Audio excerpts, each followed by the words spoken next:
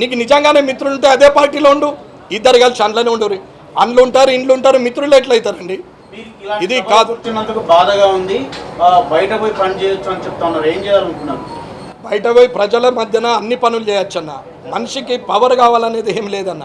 అన్న సామాజిక స్పృహ ఉన్నటువంటి వ్యక్తి, సామాజిక బాధ్యతతోని చాలామంది సర్వీస్ చేస్తున్నారు. బయట లేని వాళ్ళ కోసం చూస్తున్నారు, అన్నం లేని వాళ్ళకు అన్నం పెడుతున్నారు, సమస్యలు ఉన్న వాళ్ళకు చూస్తున్నారు, కుష్ఠవ్యాధి వచ్చి రోగులు ఉన్న వాళ్ళని చూస్తున్నారు, సమాజం వెలివేసినటువంటి వారిని దగ్గరికి తీస్తున్నారు, ఆదివాసీలకు సేవ చేస్తున్నారు.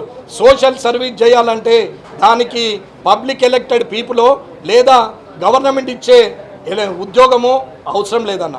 సామాజిక స్పృహ ఉంటే సరిపోతుంది అనేది నా వాదన.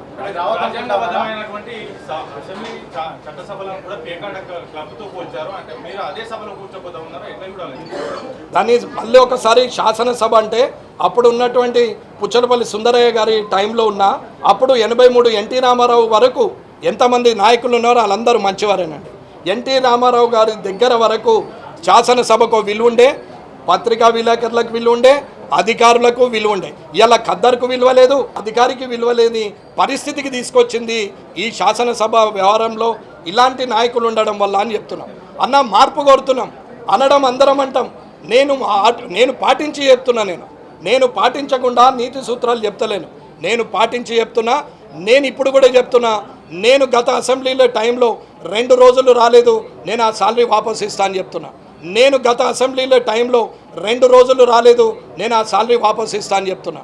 ఈసారి కంటిన్యూ వచ్చినాం, నేను తీసుకుంటానే చెప్తున్నా. అన్న ఏదున్నా సరే నిజాయితీగా ఉండాలా, ప్రజల పక్షాన ఉండాలా. ప్రజల్ని బదనాం చేస్తూ ప్రజలు కరప్టెడ్ అని చెప్పి లీడర్ కరప్ట్ చేసుకుంటూ ప్రజలను కరప్ట్గా చూపెట్టి లీడర్ సత్యహరిశ్చంద్రుడు అవుతున్నాడు.